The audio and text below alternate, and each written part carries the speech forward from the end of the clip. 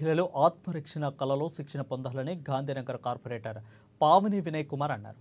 Gandhinagar GHMC ప్లేగ్రౌండ్లోని Hyderabad taekwondo martial arts అదేవిధంగా master P Krishna ఆధ్వర్యంలో blind grading culture black belt certificates కార్యక్రమం నిర్వహించారు. ఈ కార్యక్రమానికి ముఖ్య అతిథిగా కార్పొరేటర్ పావని వినయ్ కుమార్, మీర్వాహాజు అలీఖాన్ రాష్ట్ర జైన్ సెక్రటరీ హాజరయ్యారు.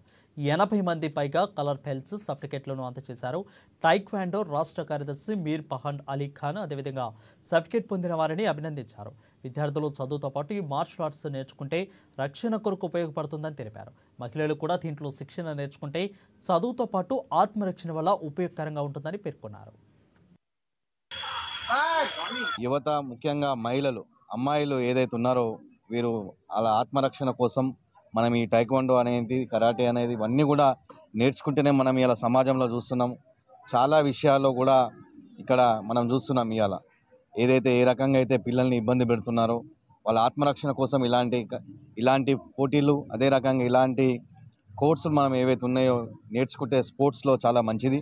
ఎందుకంటే నరేంద్ర మోడీ గారు ఎప్పుడు కూడా పిలిపిస్తుంటారు.